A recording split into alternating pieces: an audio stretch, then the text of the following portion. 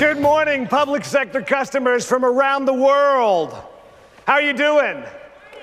Yeah, I love to hear that at 7 o'clock in the morning. You don't get that everywhere. Thanks for coming. Thanks for attending. It's an incredible crowd. The biggest public sector breakfast that we've ever had after 6 years of reInvent. It just gets better. It just gets bigger. And it's really thanks to all of you. All of you come to learn, come to share your stories. It's just growing by leaps and bounds. And of course, a celebration like this and the learning wouldn't be possible without our sponsors. And so I want to make a call out in particular to our marquee sponsors. Please go see them if you get a chance to. They have great solutions that'll help you accelerate your business. Trend Micro, Palo Alto, Cloud Checker, and also Accenture, who's our keynote breakfast sponsor this morning. So please spend some time with those partners. Look at their solutions. Of course, all of our supporting partners also. Take some of this information away and make your life easier. And so, without further ado, I want to welcome Teresa Carlson, our VP, Worldwide Public Sector, to the stage to talk to everybody today. Welcome, Teresa.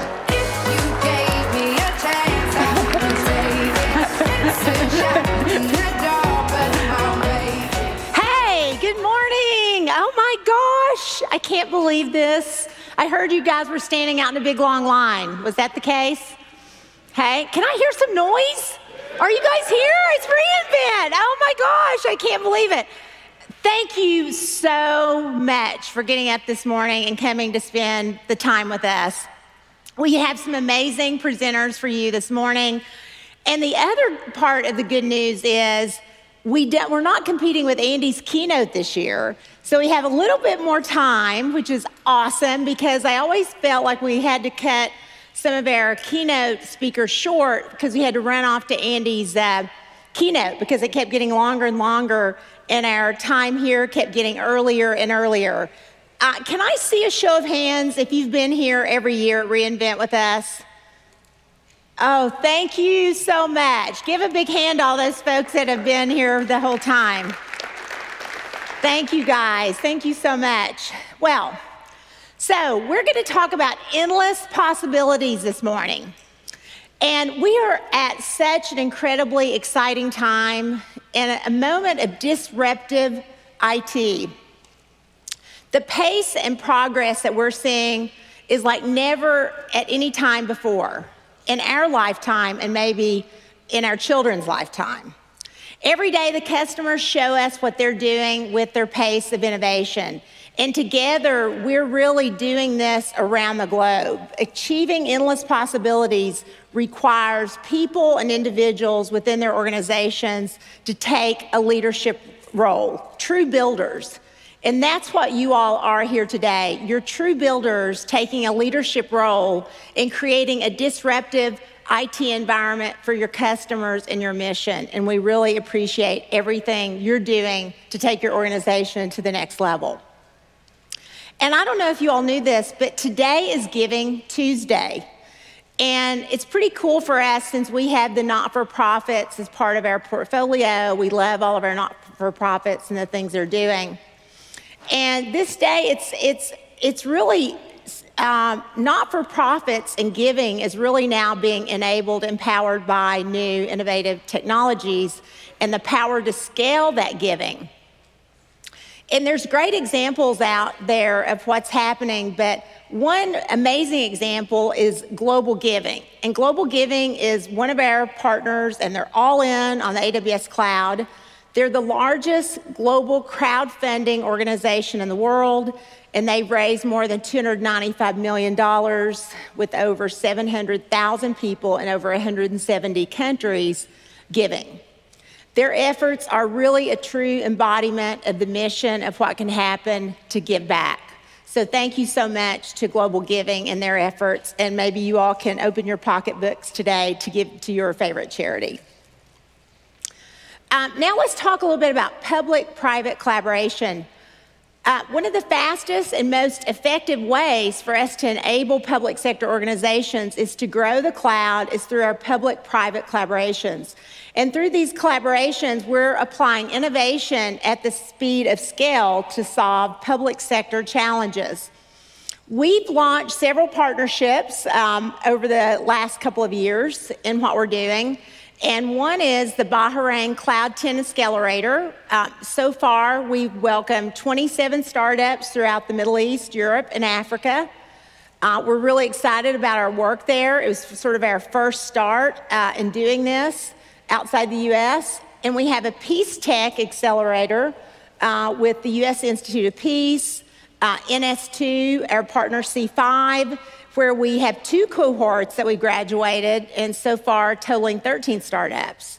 We have our Busan Customer Innovation Center, which we launched, that has 24 active startups covering IoT, shipping, gaming, and artificial intelligence. We have our intelligence community, Silicon Valley Innovation Outpost, which you're going to hear more about that today from one of our presenters.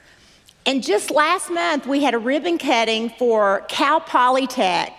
And I have to tell you, with President Armstrong, it was amazing.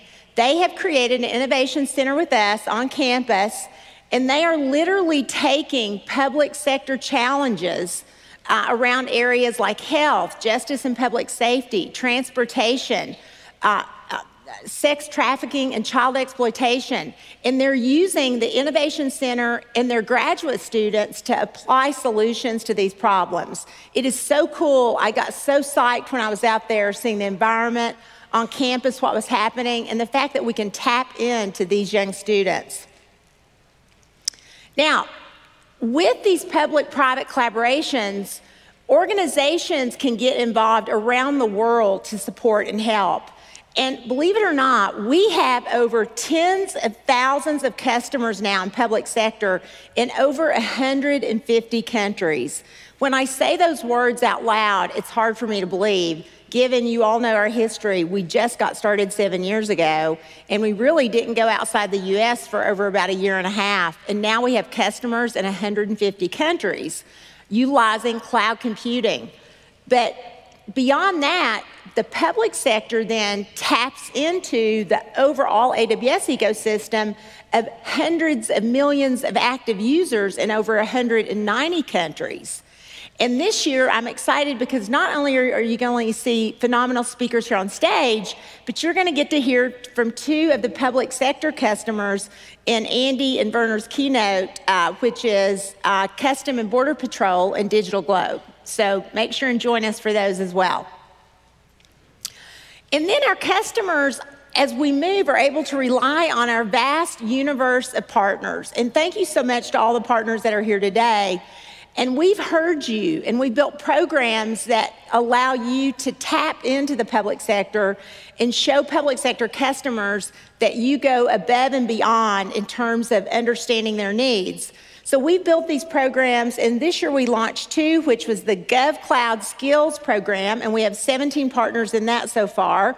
And we have our AWS Education Competency with 20 and growing, and we just announced these in June, so we're excited. And they join the AWS Government Competency and Public Sector Partner Program. And then we also have the broadest community of ISVs in the industry. I'm so proud of the ISVs that we've gotten on board to help our public sector customers. And together with these consulting and technology partners, we have over 583 APN partners who serve government, education, not-for-profit, and customers around the world. So Troy and Andre and his team, Dan, Valerie, they're all working really hard to make sure that they're creating the right programs for you. And I look forward to seeing some of you, I think it's tomorrow, at our partner program. So, of course I can go on, but I couldn't go very far anywhere in public sector without talking about security and compliance. We know day one, every day is about security and compliance. And for us and all of our partners, we focused first and foremost on building a safe, secure, and compliant cloud that our customers can take advantage of. And AWS has always been and always will be laser focused on security and compliance and the stringent requirements of our customers around the world in government and other. And we continue to raise the bar, which I love that. So in fact, AWS leads in the number of certifications and attestations with 58 compared to Microsoft's 46, even though they say they have more. We have more, and we have more because we listen to our customers, and we take what our customer says, and those requests, we comply with. So we're really excited. And this is just an example, and I'm sure I'm missing some up there. But we also stand apart not just with these accreditations, but the workbooks, the quick starts, the programs our professional services and our security and compliance team drives to help you architect your environment in a way that meets the security and compliance requirements. We also have a partner here, Telos today, that helps us drive this as well. I don't know if John's here, but John will tell you about what they're doing with Telos as well. So, and soon, our customers with sensitive and specialized compliance needs will be able to utilize a newly launched GovCloud US East region that's scheduled to launch in early 2018. And we listened to you, we heard you. And this region will have ITAR, NIST standards, FedRAMP, moderate and high, and CJIS for justice and public safety, and many more. Again, we heard you. You said you needed this, and the second region adds redundancy, reliability, durability, resiliency, and more options for disaster recovery so that you can meet the requirements of RFPs as they come out. In this region, by the way, we launched it in 2012, and it's achieved 185% compounded annual growth, since 2011. We launched it in 2011. So it's pretty phenomenal, and it continues to grow at a really rapid rate, and that's because of what you've told us you needed. GovCloud is just one example of our commitment to meeting the public sector's unique requirements around their security and compliance. In fact, some of you have heard us say that 90% of all our requirements, of all of our services that we roll out are based on your requirements that you actually tell us about. And this was another requirement we heard. You might have heard last week, we launched something called the Secret Cloud, and this was for our US intelligence community. And this is the first and only commercial cloud, we're the first and only commercial cloud provider now that can service our customers and government workloads across the full range of top secret, secret, sensitive, and unclassified. So we heard this, and thank you, we're so excited, thank you. This is really exciting because we know our customers have a broad range of classification requirements, and we've got to meet those. Otherwise, you really can't take full advantage of the cloud. And the nice thing about this region, it'll be able to be utilized by, of course, the US Intelligence Agency, the US Department of Defense, and other government agencies that have these secret workloads. So, very exciting. Now, with that, I am going to invite someone to stage that has my same name at the front and is also doing amazing work and innovation. And it's the most fun for me when we get to hear from our customers. So please welcome to the stage Teresa Smetzer, who's leading digital futures at the Central Intelligence Agency. Put your hands together for Teresa.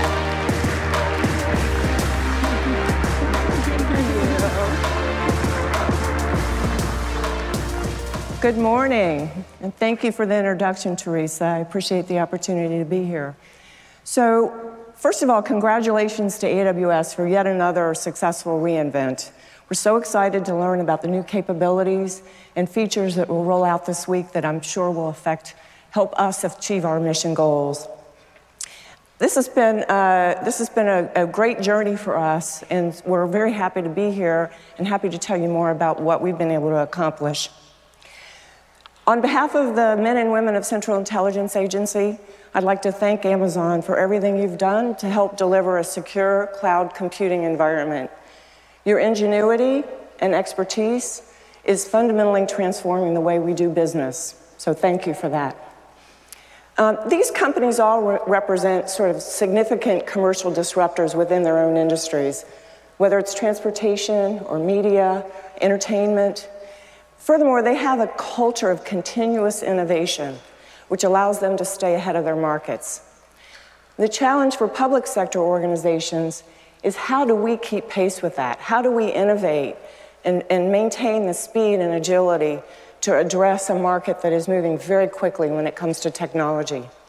So that's really, these commercial challenges really do present a unique challenge to the public sector, in particular for the intelligence community, where we really are the nation's first line of defense. So CIA began its transformation to the commercial cloud in 2013. It has been a public-private partnership that has vastly exceeded both of our expectations. It was very risky initially, and we weren't really sure how it would play out, and we've dramatically overachieved in terms of moving workload to the cloud and being able to enable new capabilities that we couldn't have even imagined. And just as Teresa announced, we just went live this last week with the secret region, and the implications for us are stunning. We now have, for all 16 agencies, the ability to interoperate across all levels of data classification, from unclassified to sensitive to secret to top secret. This means for the first time we have a common set of tools, a constant flow of the latest technology, and the flexibility to scale rapidly to meet mission demands. This is a game-changing capability. But it's also important to talk about the mission impact, because at the end of the day, that's what CIA and the intelligence community is all about, is mission. Cloud computing has greatly enhanced our efficiencies, our effectiveness, our ability to scale to meet demands, our ability to surge in ways that we couldn't even imagine before we had a cloud capability. It's a game changer, but it's also a game changer for how we execute mission. Today, data is the lifeblood of many organizations, public and private. The CIA has always known that, as data is really what enables us to do our jobs. That has become increasingly difficult, though, over the last decade because of the enormous growth in the amount of data that we have to deal with. So our analysts must be able to deal with an enormous volume, variety, and velocity of information. The variety is structured text, unstructured text, video, audio, images, everything you can imagine, perhaps more than any other organization or community in the world. So that poses, and we must be able to fundamentally turn computing resources on a dime to enable us to discover, access, and share data securely. So we have a pretty unique mission in that regard. For us, it is fundamental to staying ahead of our adversaries and ultimately reducing threats to our national security. So I'd like to talk about a few kind of use cases just as examples, just to illustrate what I'm talking about. So cloud computing improves our ability to do timely searches of our data, reducing searches from hours and days to seconds and minutes. Minutes matter in our world. The cloud greatly improves our speed and ability to move beyond just reporting on world events after the fact, to being able to anticipate the next crisis. Imagine how important that is for a lot of our missions where we need to be ahead of the curve all the time. So for some examples might be combating terrorism, which is one that's unfortunately been in the press all too often of late. Our ability to quickly sift through large amounts of very disparate data in seconds and minutes, not days, helps us to either minimize or thwart future attacks. You hear about the things that we aren't able to catch, but there are many, many, many examples of where we have stopped events that have protected the country and our national security. Our anticipatory intelligence cell uses world-class machine learning and data science to understand from things that have happened in the past and report to our policymakers issues of instability that they might have to deal with. Rather than responding, proactively being able to understand what they can do to change the situation. Another example is social media. Social media in our culture today, worldwide, is the predominant means of communication. So our cloud computing capability allows us to understand sentiment analysis in a way that helps us to look at instability and other factors that are of concern worldwide. Also, it helps us to understand the authenticity of information. This is an issue that's been in the press a lot. So you can imagine for the intelligence community, this is a really important challenge. For us, our business processes and practices must continuously change to keep pace with the cloud and to keep pace with the demands of our mission. Last year, I think AWS announced over 1,000 new features. This year, we're expecting 1,500 or maybe more. So that gives us opportunities to essentially, on demand, be able to use those services to help us meet our most important mission challenges. It's increasingly difficult. Historically, the federal government has always driven innovation. There's a long history of whether it's ARPA and the internet or whether it's many of the things that we all enjoy. Government has really driven the research and development on those historically. It's increasingly difficult for the government to do that because the pace of investment, the pace of technology change is so dramatic. So for us to keep pace with the speed of commercial innovation, this partnership with AWS really allows us to stay on par at least with where industry is, if not push industry even further. So my role within CIA is the Director of Digital Futures. Our mission is in essence to identify and rapidly identify and adopt industry-leading digital technologies and business processes. Our goal is to help the organization across the board modernize, advance, and transform their business, their mission, given the advances in digital technology. Very broad and very challenging in many ways. One of the challenges is how do we keep pace with all of the new emergent technologies and capabilities that industry offers? One way we do that is through our Silicon Valley Innovation Outpost, which is a partnership between Amazon and the intelligence community that allows us to essentially innovate with mission engagement to come up with new solutions and new strategies. So in addition to our cloud computing capabilities, AWS has also stood up the intelligence community marketplace. In essence, this is basically our private version of AWS's commercial marketplace. So this is game-changing for us because it allows us to quickly download, test, evaluate, and buy software from Silicon Valley and elsewhere. So this capability dramatically accelerates our ability to fail cheap, fail quick, which really is critical to staying ahead of the mission challenges that we face.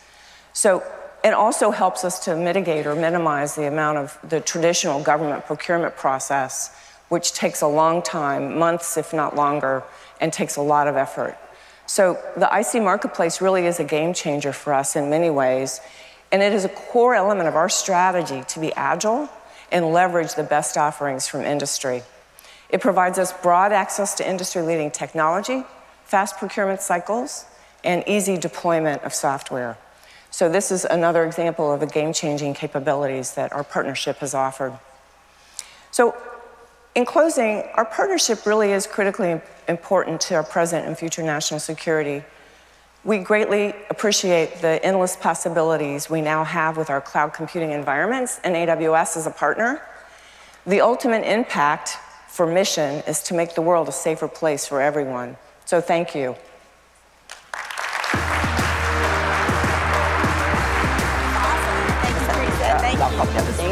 Thank you so much. So all you partners out there, go see Teresa and John and Doug and the IC so we can get you in the marketplace, right? We want you in this marketplace. It's a great way and a great opportunity for you to get connected into the intelligence community.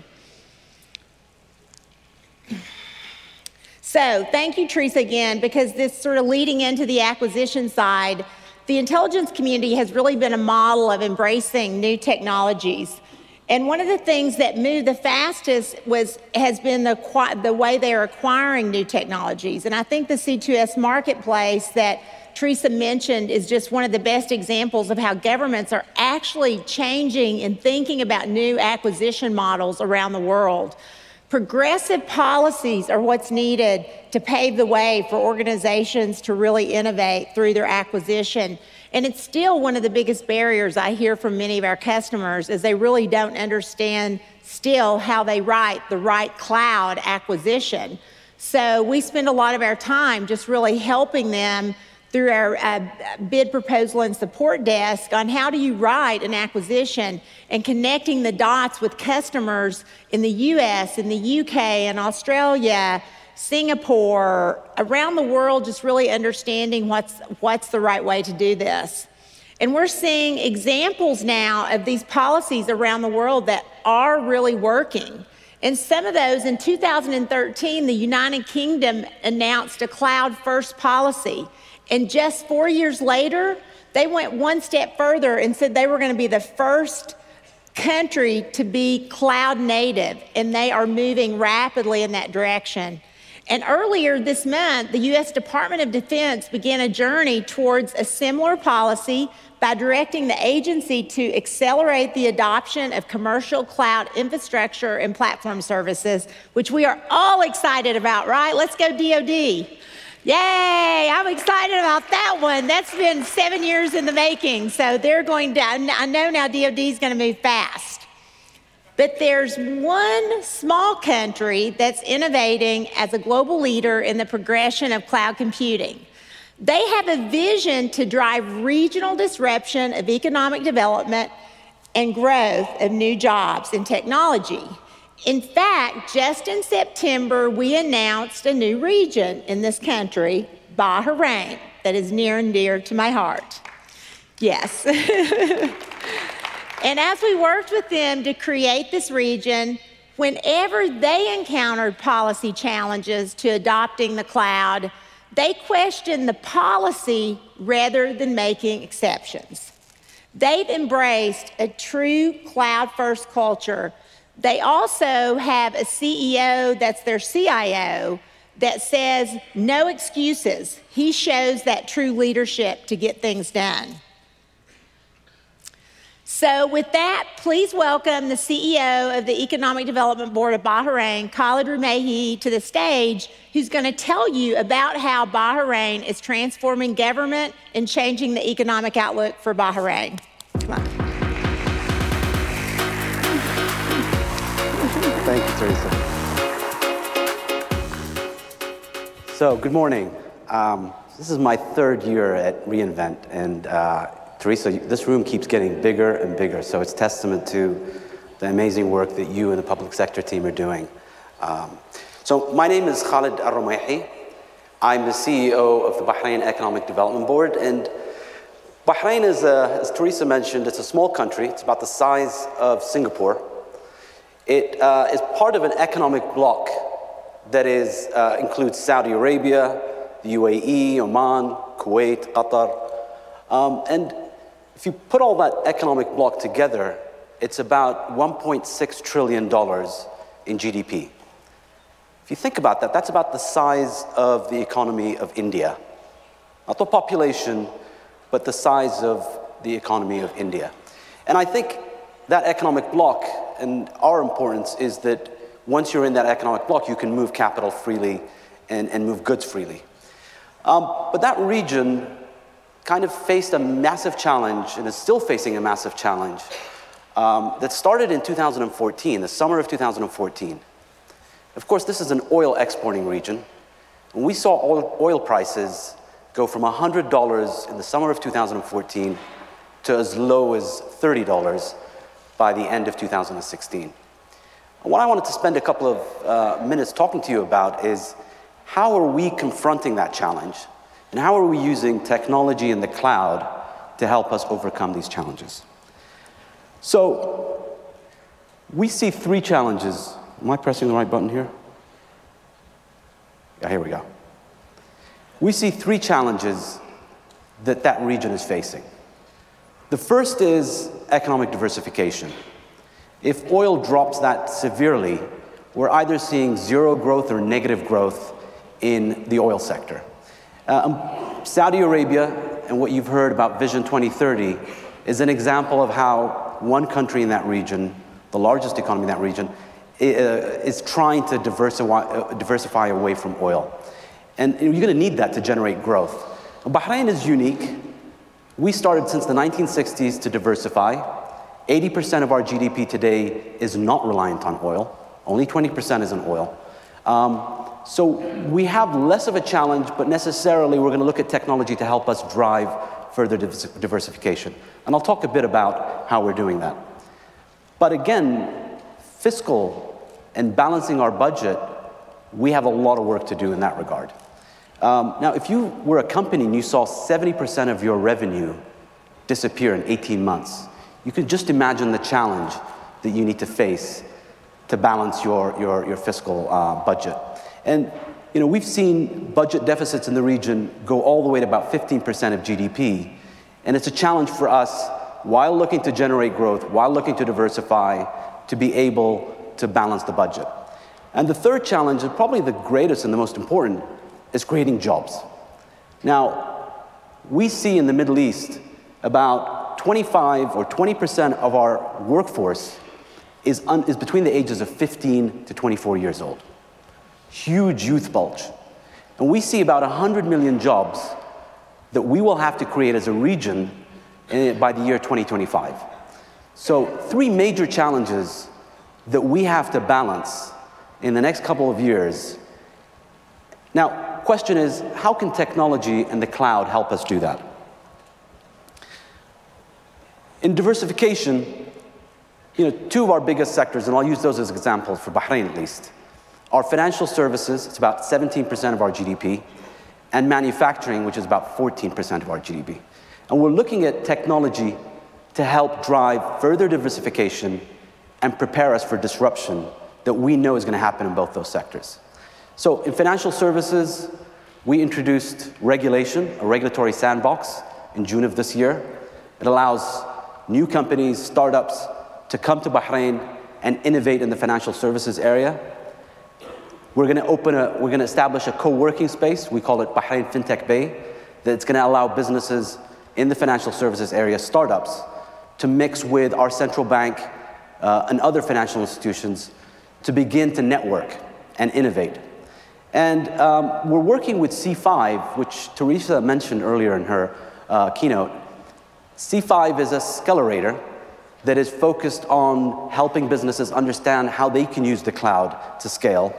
And we're working with them to have a financial services or a fintech cohort in the beginning of next year. And to our mind, the emerging markets are going to innovate much faster in financial services than the developed markets, because there's a huge proportion of our populations that are unbanked, and financial technology is going to help us do that. In manufacturing, we are piloting a project with a company that's been in business about 40 years, fantastic CEO, he's the founder, and he was willing to completely transform his business to accommodate Industry 4.0. And we as a government are helping to fund that project to help him incorporate data analytics, incorporate virtual reality, look at how he can transform his supply chain and help him reduce cost and scale. And he's got businesses in China, in the United States, in Europe. But our view is that we want to be one of the few countries that implements Industry 4.0 and validates the proof of concept. And I think the cloud is going to help us do that quite quickly. And the third and most important point is, we believe in startups. We believe that new businesses generate tremendous amount of jobs and help us further diversify our economy. And we created a campaign called Startup Bahrain.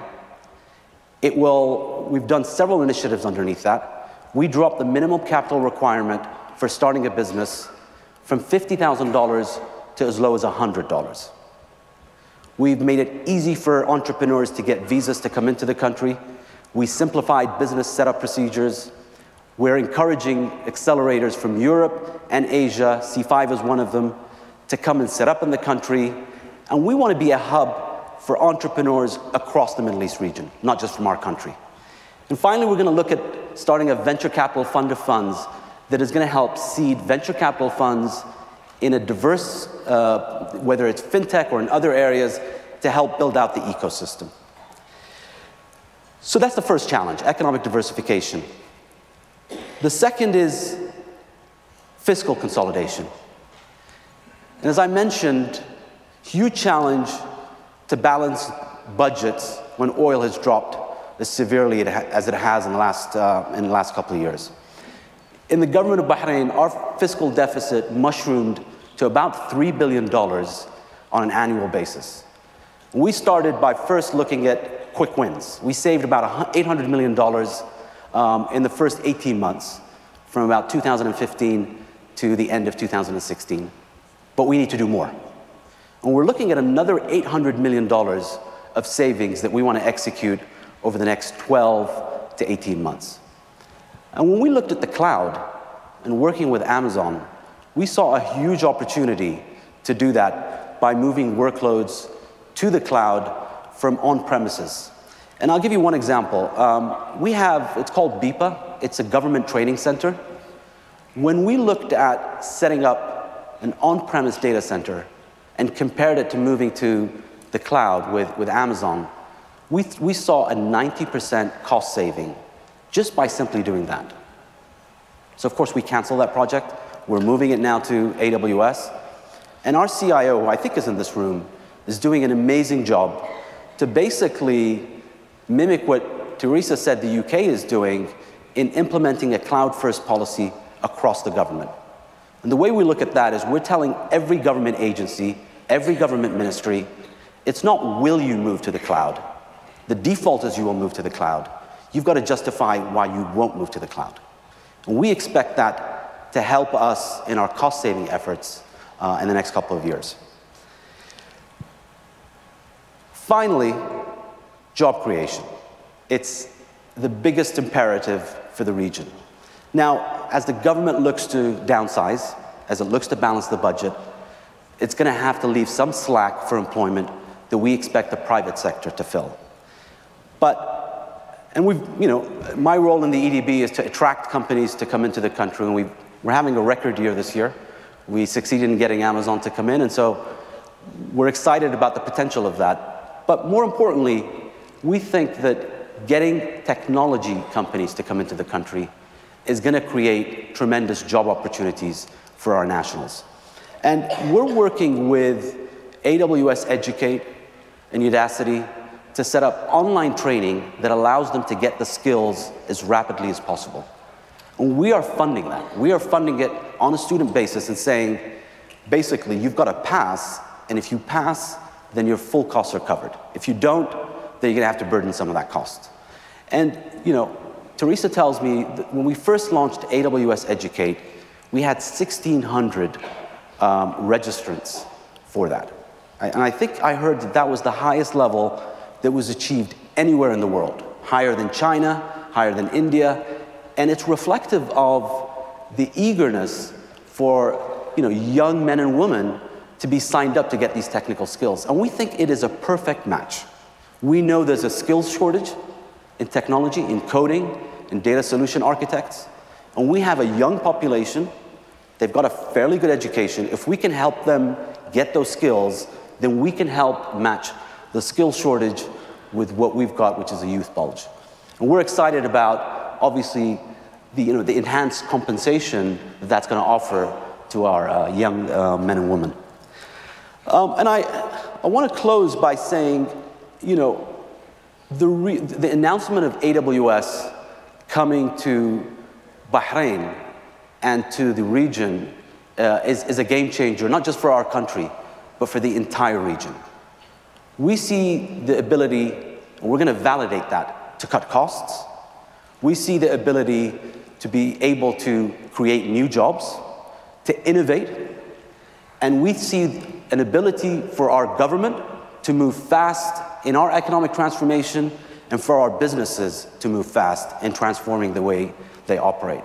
So we are excited about the region, the potential it can show for the entire Middle East, and thank you to AWS for that faith. So thank you for listening. That was fantastic. That was fantastic. And let me tell you, you should all go to that link.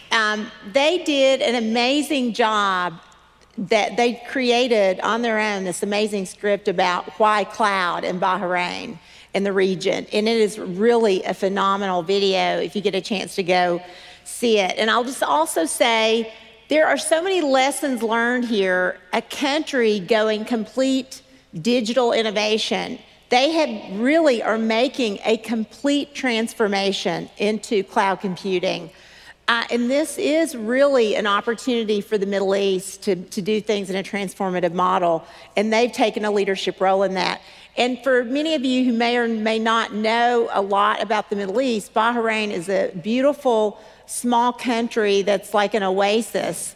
But I will share with you what they're doing around fintech. As you know, in Muslim countries and others, it's really very challenging to have these sort of modern solutions. So they are, again, leading the way on policy and adoption of showing how financial technologies can also come into the Middle East. So thank you, Khalid, for your leadership and the Crown Prince and King. So I appreciate you being here today. So we heard from Khalid on skills development and what they're doing. They're actually paying for their students to get certified because they think it's so important to create these new jobs. And this is part of a world that we talk about being a cloud-enabled world for workforce, because it is still one of the top 3 to 5 things I hear from our customers around the world is they need skilled workers to do the jobs that they need them to do around cloud. And there is a shortage worldwide, and we're trying to update that. In fact, I was just also in Saudi Arabia, where I spent time at Princess Noor University, which is an all-female university, and I spoke to about 500 women who are in computer science, and they are amazing, but they knew very little about cloud computing, and I was blown away. So if we're going to get them jobs, we've got to make sure that they have the right skills around that. So that's why we developed programs and initiatives focused on organizations, today's professionals and students for this next generation.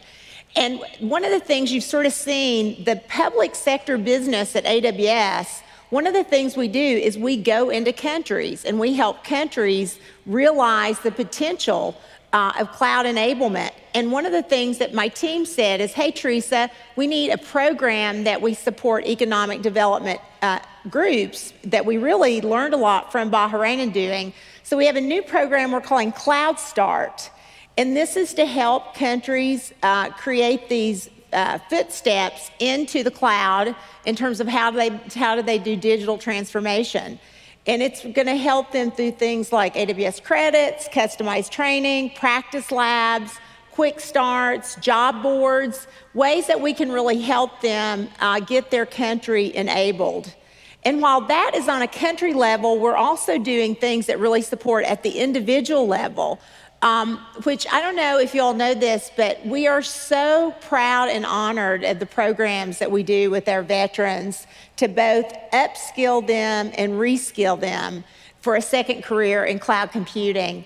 And Amazon now employs 17,500 veterans and military spouses around the world. We're in the US. And we're on the road to hiring thousands more. We committed to 25,000. We're going to way exceed that number by the time frame.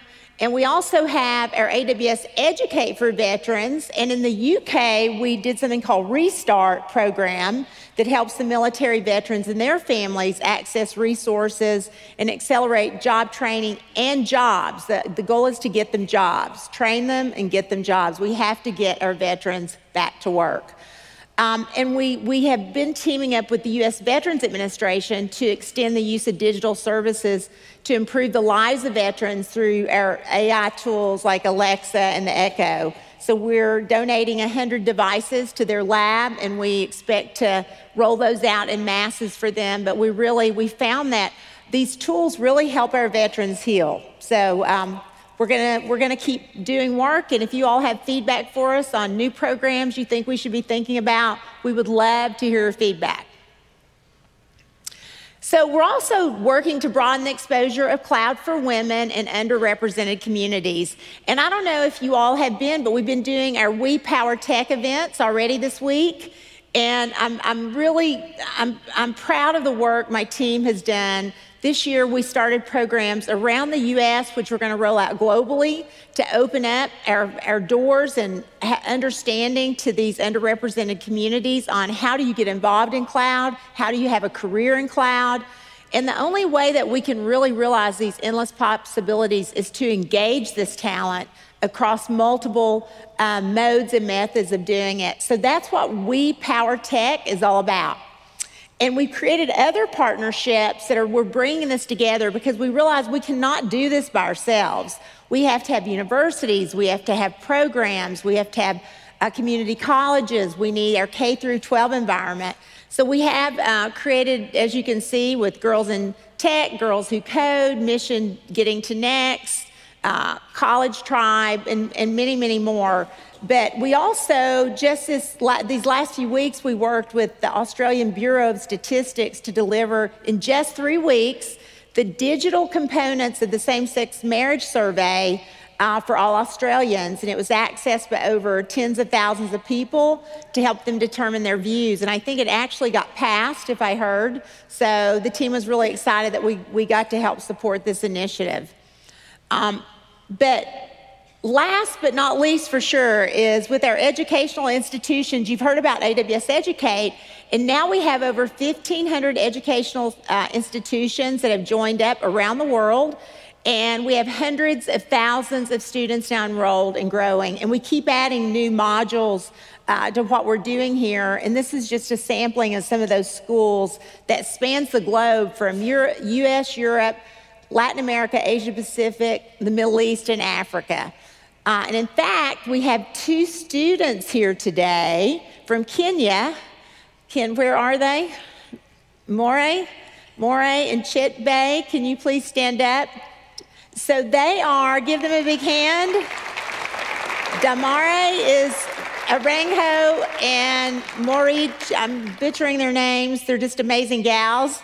But I want to just say this is their first time out of Kenya, and they participated in a program with us with Digital Divide Data where we trained 30 students, and they all passed their SysAdmin Associate and are now employed at the Kenyan National Museum doing archiving. So we want to just multiply and multiply.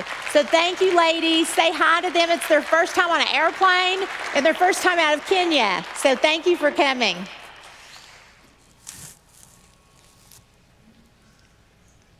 And also, the other thing that we've worked on, and I know you may not understand how hard and challenging this was, but we are announcing today that our AWS Educate curriculum is now available for students around the world ages 14 and older.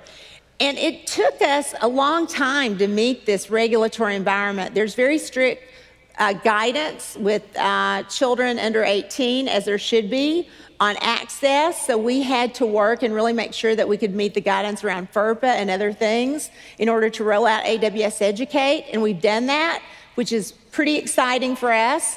And these students are now going to be able to get Explorer badges and Inventor badges.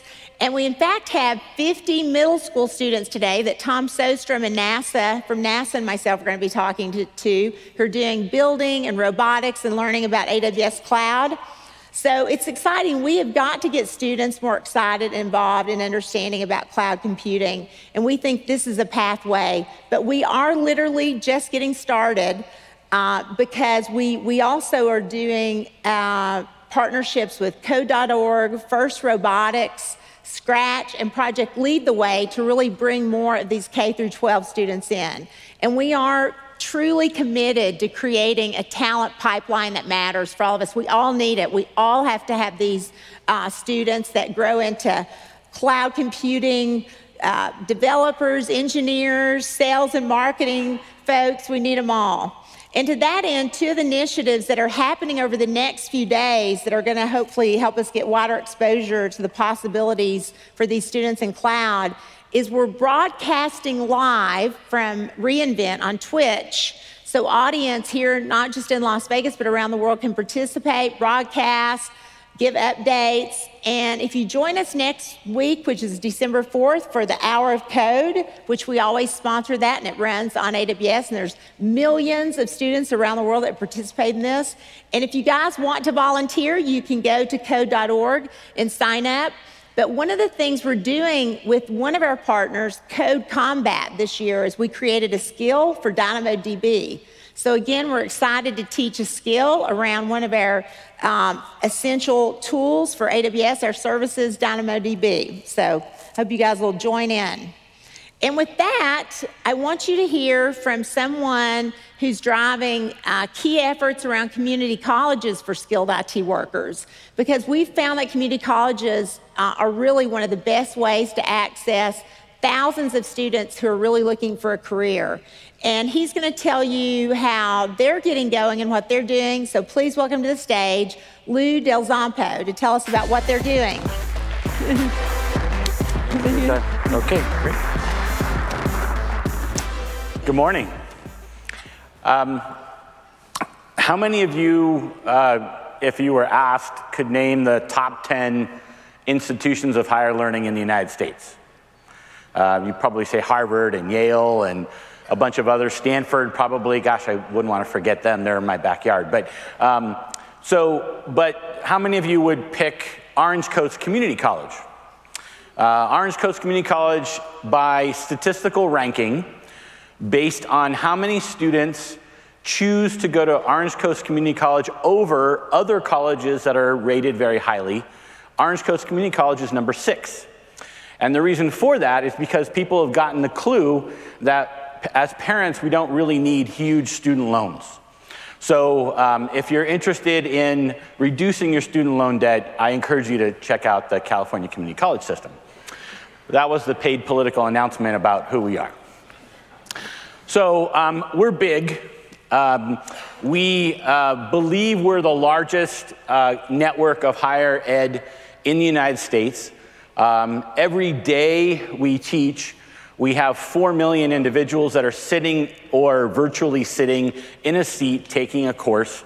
That includes, my aunt who is taking pottery, as well as my cousin who just got out of the Army who's trying to get a certificate in welding, and also all the people who are trying to get associate's degrees across our institutions. We happen to have the lowest cost per unit in the United States, and over 70% of our students get free financial aid.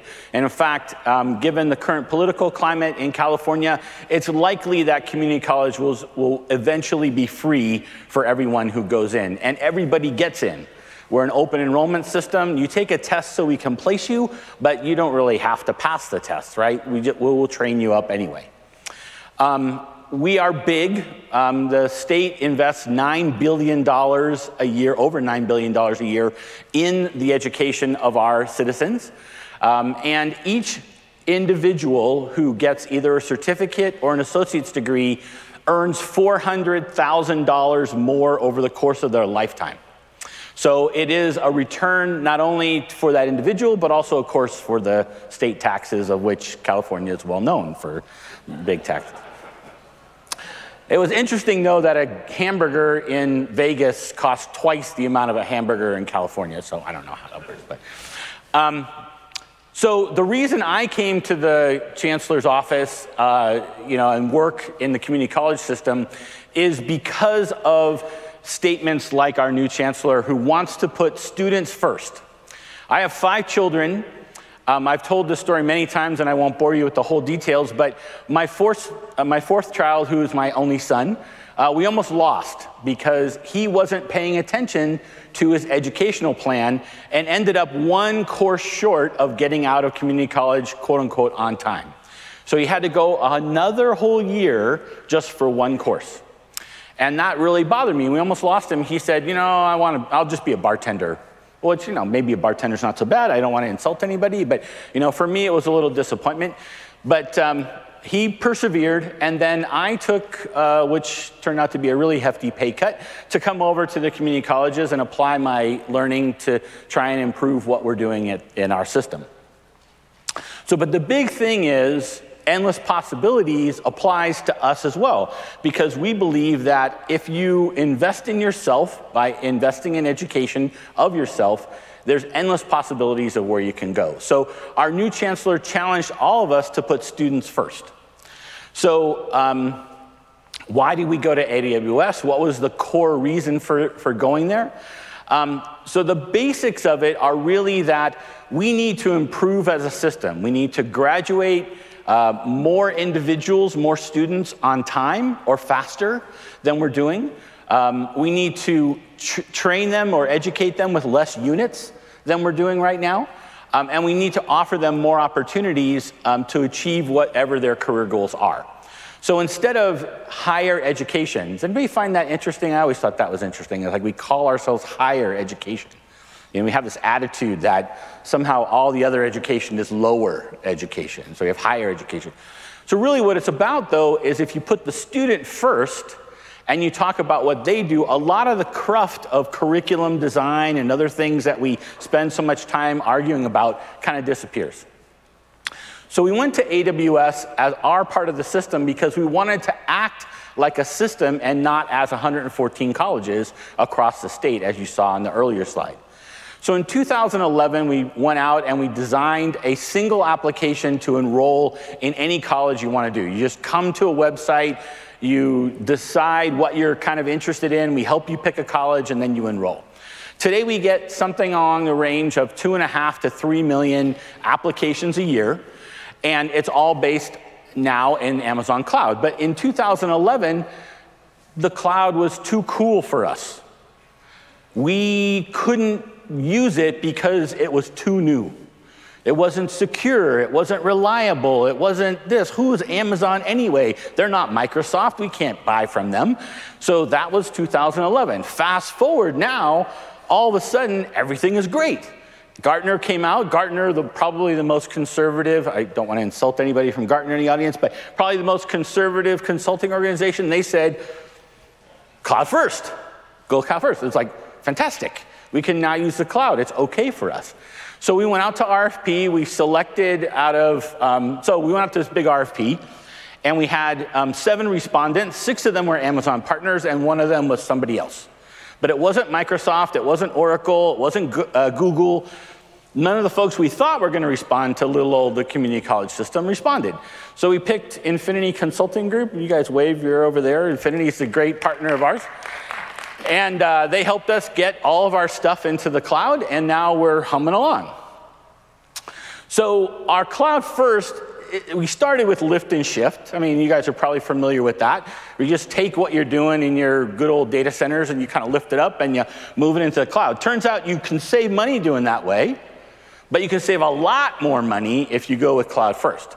So instead of just saying, okay, we have a VMware instance, and we're going to take that VMware instance and we're going to make it an EC2 instance, and we're going to just clone everything.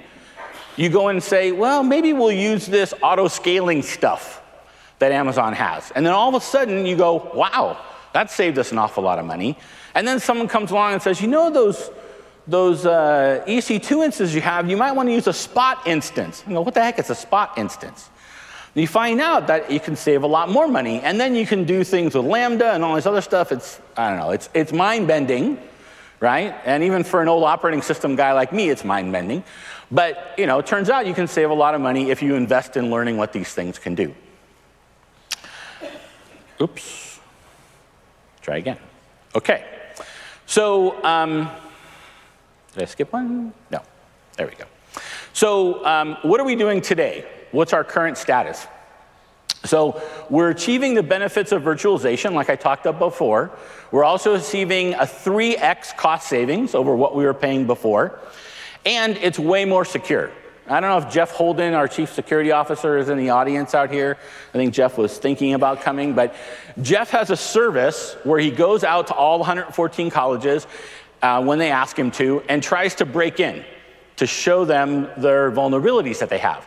He has yet to meet a college that he couldn't break into. He hasn't broken into Amazon yet. I'm sure he really, really wants to, but he hasn't managed to do it yet. And we knock on wood because, as we all know, it's only a matter of time. So you better be prepared with a strategy for dealing with a breach because it's going to happen someday, right? No matter what you do, somebody's going to break in eventually. Hopefully it's a little small breach, not a big breach. But anyway, so cloud security, extremely important to us. And so far we're doing a lot better than the good old data center stuff that we had before. How are we leveraging AWS? Well, so here's all of my projects. Scenic, which is at the bottom there, is a fiber optic network that we connect to every K-12 institution, every higher ed institution in California, all the libraries in California. They're on a big network. We pay $0 for network I/O. Like I said, $0 for network I/O. It's very cool. And we also peer with Amazon, so we pay $0 for network I/O in and out of Amazon, which is really, really cool. Anyway, so where are we? We have 25 Amazon accounts right now. This is less than 2 years now. We've gone from 0 to 25.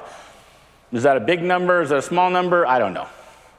We have 534 EC2 instances right now.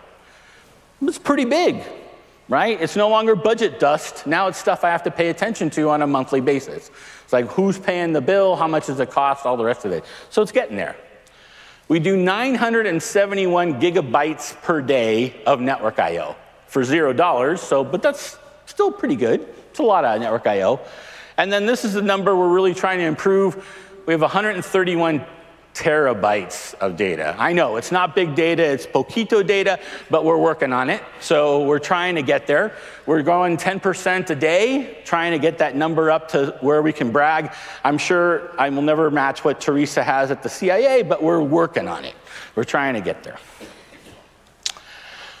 So, trying to move this along here. So one of the things that we're doing to leverage some of the uniqueness of Amazon is to address a problem we have with fake applications. So why do we have fake applications? It turns out if you get a .edu email address, you can apply for an IRS tax credit if you get one of those social security numbers that are floating around the dark web. So we're trying to fix this. We've partnered with Infinity Consulting and their machine learning experts, and they've built an application that is going to analyze all of the applications and try and separate the wheat from the chaff. We get around sometimes up to 10,000 fake applications a day. So it's a real problem for us, and as we found out really quickly, though, many of them get submitted in less than a second. Well, if you're trying to answer 87 questions, you can't do that in less than a second. So, we figured that out pretty fast. But now we're also looking at other factors as well. And we're really trying to figure out how to solve this problem. So in summary, one of the things that we're really interested in is building out our use of the technologies that we have. I mentioned machine learning for fake applications. We have a recommender service, a students like you thing. So if you indicate that you're a veteran, there's a ton of services that we provide for free for veterans. If you're a single mom, there's childcare on campus. If you don't have a car, there's bus transportation. There's a whole bunch of things, and we need to learn a lot about you as a student so we can tailor the services we provide. But now we're looking to take some of that stuff and put it into the curriculum you take. What are you really interested in getting to? What's your endless possibility? So we're going to use machine learning to help figure out what you would be really, really good at and help you get to it. The Governor Brown, who is an amazing guy, also an alumnus of mine, fellow alumnus from the University of San Francisco. So he's got to be a good guy, right? Anyway, he said that he wants to invest in a totally online college, our 115th college. And the target is 1.7 million untapped potential individuals in our state. These are people who never finished high school, who finished high school and never went to college, who just got some college and never finished it. And so by tapping into that economic powerhouse of 1.7 million individuals, and imagine, if you will, the bootstrapping of jobs and capabilities to get that extra 400K out of that system for each person. That's really what we're shooting for. Of course, faster, better, cheaper is always going on out there, and Amazon, with the probably 1,000 new things I have to learn today, or tomorrow, I guess, at the keynote, they're going to help us on that side of it, but we really think that going this route and taking what is a kind of a very slow-moving system, now that Amazon's no longer cool and it's safe for us to use, I think we're going to be in good shape. So thank you very much.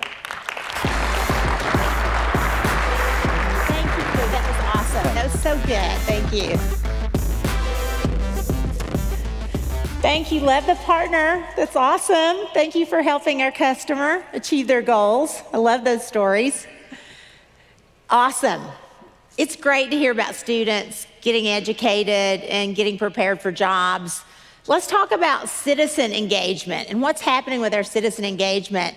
One of the things that's near and dear to my heart is we're creating a partnership. We created a partnership with the White House Historical Association to give people around the world access to what we call in the U.S. the People's House. If you've ever been to the White House, you know there's no tour, right? You just sort of get shuffled through by the Secret Service. So we have worked in partnership with the White House Historical Association to do a couple of things. One, digitize over 20,000 images that have never been seen before. Two, help them move into the retail side of the house for their online. If you've ever bought an ornament, that is like their the big thing people buy. And also, we've announced plans to build a mobile application with them using AWS with some of our other partner technologies. And this will allow every student around the world and every individual to access a tour of the White House if you've never been there, and be able to see rooms and explore the White House, historical figures who've lived there, and first ladies. And we look forward to showing you and letting you download that app at our Public Sector Summit in 2018. But if you're interested in seeing the prototype, we have one at our booth here on the floor. So please go, the team will be there ready to show it to you. But this is the way, this is just an example of things that really need to be done to increase citizen engagement. I was just in the UK, and I heard this amazing story from Aylesbury Vale District Council, which is right outside of London. It has about 75,000 citizens. And I heard from them on how they used AWS and technology to really revolutionize what they were doing. They were on the verge of a real fiscal crisis, and they needed to engage with their constituents and get their budget straight. And they, believe it or not, tapped into the power of Alexa to more efficiently and affordably deliver services like trash pickup, better communication with their constituents, and resources that are now available through the council. And within a year of launching these skills on AWS, the council's already, they have over half of their residents, half of the 75,000 have signed up for this AWS powered service. Is that not phenomenal? I love this story. I do love this story, because that's how you get citizens engaged. And that's what I'd love to see all you partners out there doing, is working to create these services that allow citizens to have the same power of technology through their government as they get everywhere else in their daily lives of utilizing tech. So whether you're a small district council or a leading university or a global not-for-profit, the ultimate goal of leveraging these emerging technologies is to maximize your unique mission and to really be able to move faster. And you've heard Nancy Brown, some of you, who's the CEO of the American Heart Association, and we announced a partnership with them this last year in building a precision medicine platform. And these statistics are mind-blowing. We've already collected 370 million data points from 2.3 million individuals just since we announced this, and growing, which is going to provide access to all of this to physicians, individuals, and researchers that can take advantage of the precision medicine that's being powered through the American Heart Association. Now, also, artificial intelligence. I just met with Will Hurd and some freshman congressional leaders in the U.S. from Capitol Hill, former NSA lead Keith Alexander, and some others, where we had a really great conversation on artificial intelligence, which everybody's trying to figure out, how do we use artificial intelligence in our mission? And I would encourage some of you, if you're around tonight, to go see Peter DeSantis, his State of the Union keynote, which James Hamilton did last year. You're going to hear a lot of him from what we're doing in the AI field. Peter's amazing. He's been here for years. He did all of our infrastructure. He helped start EC2, and now he powers running all of our infrastructure globally. But the mission of AI is really important to understand how you can take advantage of these tools. So you're going to hear not just what we have now, but what we're launching, which is pretty cool, both in Andy's keynote and some of the things that Peter's going to be talking about. But this hold on to your seats. What you're going to hear from Julie is going to blow your mind. Julie Cordua is one of these customers, and her mission that's embraced both recognition and artificial intelligence to power the mission to defend human trafficking and more specifically child trafficking. So please welcome Julie to the stage so she can tell you about what they're doing. Thank you, Julie. Thank you.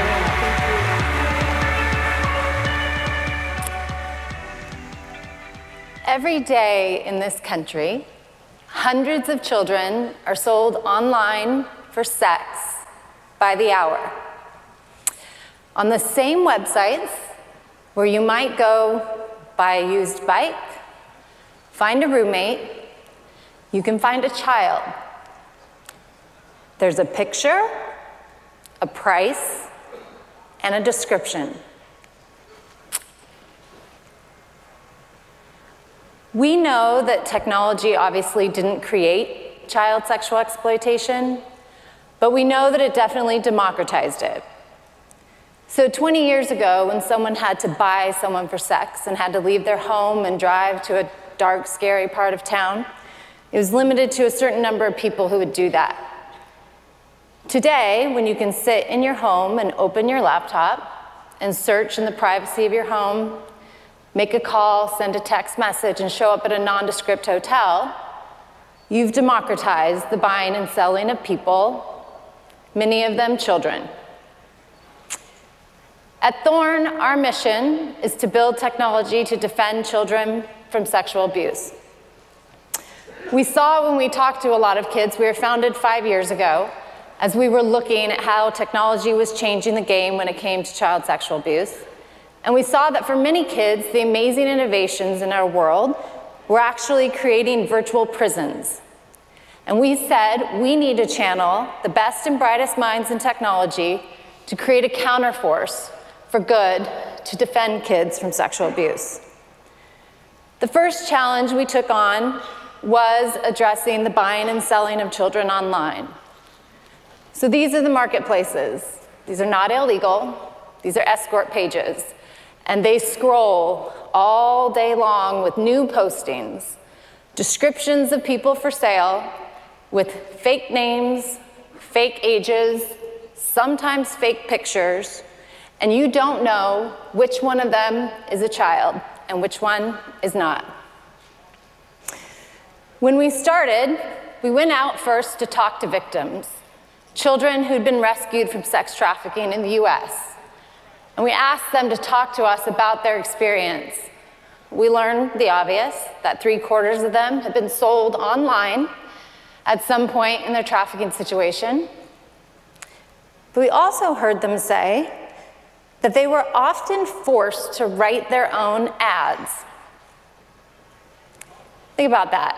If you're a trafficker and you're running a business and you have 2, 3, 4, 5 girls, you want them all to meet their quotas, and they're in charge. And also, if you're arrested or if they're recovered, you can say, I didn't do it. They wrote their own ad. Then we went and looked at the marketplace. At the time when we started, it was 100,000 escort ads posted every single day in this country. Somewhere in there is a kid. Today, it's over 150,000 ads posted every single day. And then we went to talk to law enforcement, the units in law enforcement who are responsible for recovering children were under a lot of pressure, but the money wasn't flowing to them, just the press saying, we've got a problem in this country, what are you doing? And they showed us these online environments and they said, where do we start? I don't know which ad to pay attention to be successful. So we started with the hypothesis and we said, could you use natural language processing to read these ads and predict which ad may have been written by a child versus an adult who may be older, may have been doing this by their own choosing? And we started there, and since then we've built on top of that, adding additional analytics and lots more technology, but actually built a tool for law enforcement called Spotlight, which ingests escort ads and layers on smart algorithms to predict for law enforcement which ads they should pay attention to. So this ad advertising a young, super sexy, playful 18-year-old was actually flagged in the system for law enforcement to say, ignore everything else, focus here. There are signs of control and immaturity in this ad. And while in your jurisdiction you may have thousands of ads today, you should look at this one. And thank goodness they did, because this was a 15-year-old who had made a mistake and decided to meet a boy she had met online who was supposed to be 17. He was a 36-year-old convicted sex trafficker who had just been released from prison. And within 48 hours, he had her for sale online. And within another 48 hours, when police started looking for her, they had recovered her because they had been pointed to find her.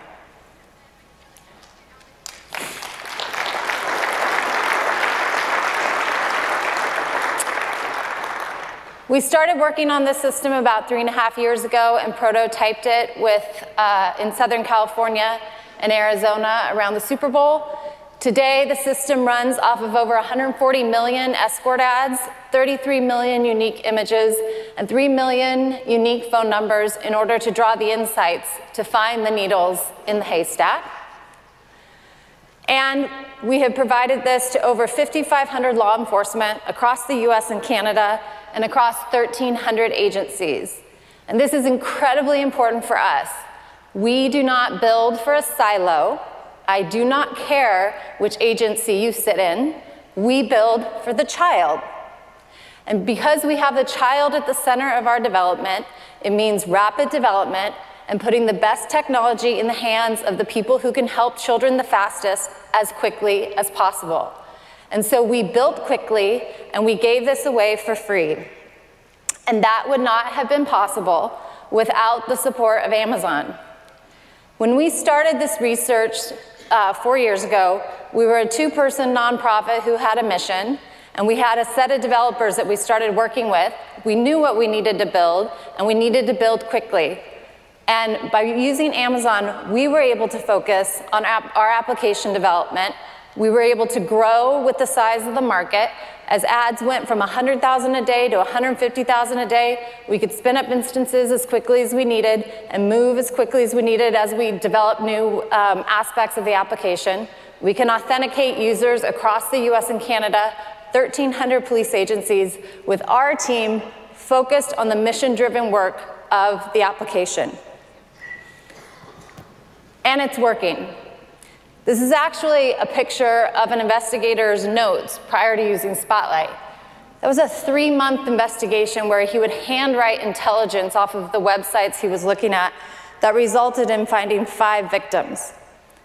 Today, that same type of intelligence gathering takes seconds. Officers who use our tool, on average, report a 65% reduction in investigative time. But for those who use it every single day, it's much more. And that translates directly into lives changed. In the last 3.5 years since Spotlight was rolled out, it's been used in over 21,000 human trafficking cases in the United States, helped identify over 6,000 traffickers, helped identify over 12,000 adult victims of trafficking, and over 6,000 child sex trafficking victims in the United States. We see this, thank you.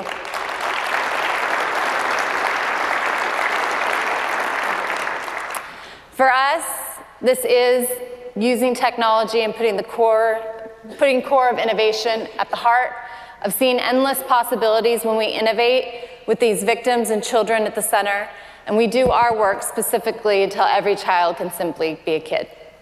Thank you.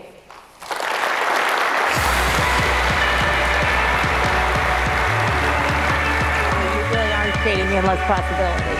Thank you. Wow, pretty amazing, huh?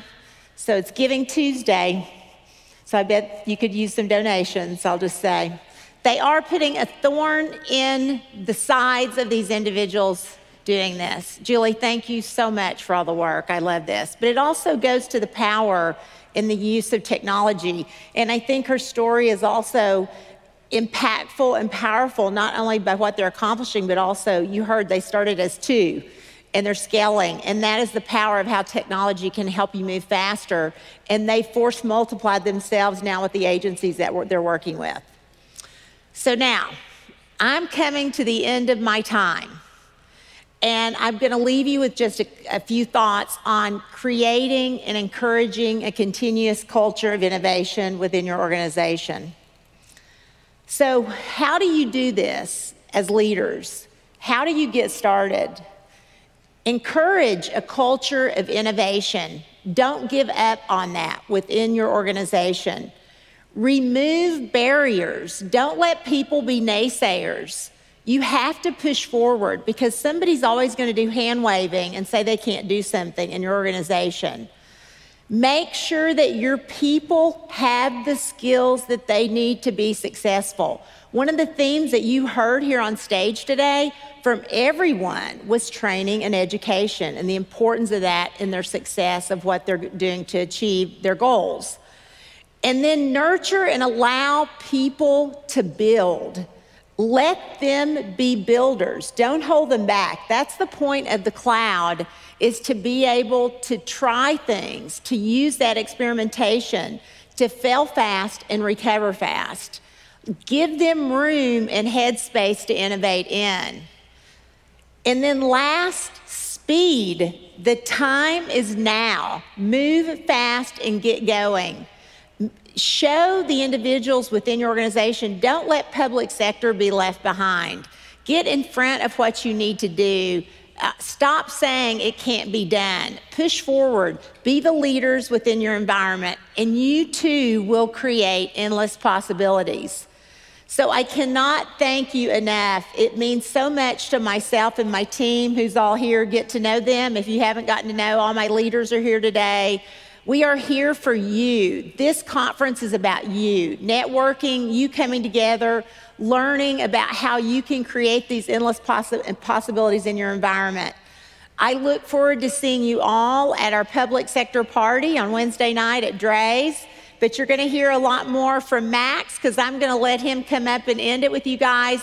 And thank you all again so much for coming. And I'll see you at our Public Sector Summit. Thank you, guys. Thank you. Thank you. Thank you, Teresa, and thank you so much to all of the great speakers that we had. Like I said when we started, it's really inspirational when you get to hear the good work that people are doing every day, whether it's in your communities, with your kids, helping the underprivileged or the exploited, being able to deliver on government that is really responsive to citizens. It's just a great place to be right now. And we thank all of our customers who are here learning and delivering these type of solutions to citizens, to students, and to people around the world. And certainly thank you to all of our partners that make it happen. Here's the wrap up, folks. A small twist on our motto of work hard, have fun, make history. This is exercise hard, have fun, and make history. So if you can, you want a little exercise, don't forget the Cycle Nation. 7 o'clock tomorrow morning, Teresa and Nancy Brown are going to be there, and they're hosting this, the Cycle Nation Spin Challenge. And although it's tomorrow, all the proceeds go to benefit the Heart Association, which benefits all of us. There's also a fitness opportunity on Thursday. And then don't forget about the replay party on Thursday night. And then for those of you who are really looking to get a little extra out of reInvent this year, we have one-on-one database migration clinics. We hear this as a common thorn in the side of our customers. They're trapped in different database scenarios that's expensive. It's not helping them get their work done. This is a great opportunity to tap into professional services and solution architects. Ask questions that help you answer your practical how-to questions on database migration. There are 50 available slots still, 50 available slots. If you'd like one of those slots, all you have to do is go over to the Aria Resort. You can make a reservation for a specific time. Go to the Blue Thorn Room number 9. And also, if you want to give it a shot, walk-ups are welcome as well. Bring your laptop. It's a 1-hour session. So reserve your consultation today over at the ARIA. And then we want to also make sure that even though reInvent hasn't finished yet, that you write down this in your diary. So the Worldwide Public Sector Summit already has a date. It's next June 20th and 21st in 2018 in Washington, D.C. Write it down. We want to see twice as many people there as we saw last year, and it was massive last year. But what that means is that we're getting jobs done. And as Teresa said, we're helping customers build. And so last but not least, I also want to make sure that everybody here comes to the public sector reception on tomorrow night, Wednesday night, at the Electric Jungle. Last year's reception, I'm told from everybody who attended, and my personal opinion, it was a lot of fun. So it hit on the have fun part of our motto. We hope you can join us. The party starts at 7 p.m. It's at Dre's Nightclub at the Cromwell. All you need to do is remember to bring your badge, all right? Remember to bring your badge and show up. It'll be a great time. It'll be an opportunity to share and network with folks and talk about what you learned over the conference and what do you want to get done, right, when you head back to work wherever you're from in the world. So thank you very much for coming this morning. I hope you have a great rest of the session. And if you have any questions, just grab somebody from Amazon and we'll help. Thanks.